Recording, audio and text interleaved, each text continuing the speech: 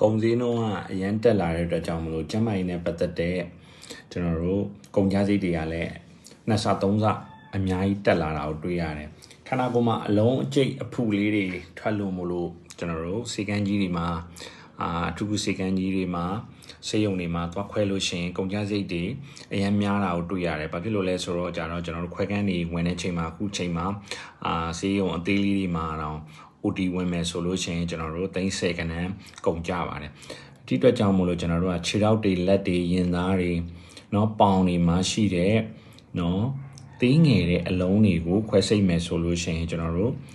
တစ်ခါတလေမှာကျွန်တော်တို့စမ်းသပ်စစ်ဆေးကြည့်ပြီးတော့အလုံးက OT ဝင်လောက်တဲ့အစီကျွန်တော်တို့မလိုအပ်ဘူးဆိုရင်အပြင်မှာခွဲလို့ရတဲ့အလုံးကျိတ်တွေလည်းရှိပါတယ်။ဒါပေမဲ့ကိုသွားတဲ့နေရာပေါ်မှာမူတည်ပြီးတော့တချို့နေရာတွေကကြတော့ဒီကျွန်တော်တို့ OT ထဲမှာပဲလုပ်ပေးတဲ့နေရာတွေရှိတယ်။ဒီအတွက်ကြောင့်မလို့ကျွန်တော်တို့ဒီ OT ဝင်ပြီးတော့လုပ်ကြရတယ်ပေါ့နော်။အဲကြတော့မိတ်ဆွေကခန္ဓာကိုယ်မှာအလုံးကျိတ်လေးလည်းရှိနေတယ်ဒီအလုံးကျိတ်လေးတွေကိုလည်းဖယ်ရှားခြင်းနဲ့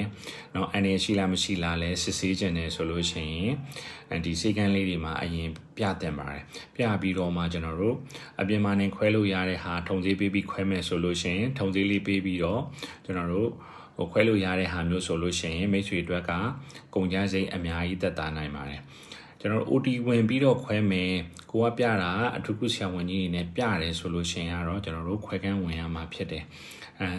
အနာရဲ့သဘောကအလုံးနေရဲ့သဘောကတော့ကျွန်တော်တို့ကစမ်းသက်ပြီးတော့စစ်ဆေးပြီးတော့မှပဲဒါကအပြင်မှာလုပ်လို့ရလားအထူးကုဆရာဝန်ခွဲမှရမှာလားဒါမှမဟုတ်ရင်အထွေထွေနဲ့ရောကျွန်တော်တို့ခွဲစိတ်ကူတာပေးလို့ရနိုင်လားဆိုတာကတော့ကျွန်တော်တို့လူနာအခြေအနေပေါ်မှာမူတည်ပြီးတော့ကြည့်ပြီးတော့မှပဲကျွန်တော်တို့ဆုံးဖြတ်ရမှာဖြစ်ပါတယ်အဓိကပြောချင်တာကတော့တချို့အနာသေးသေးလေးတွေကိုလူနာတွေက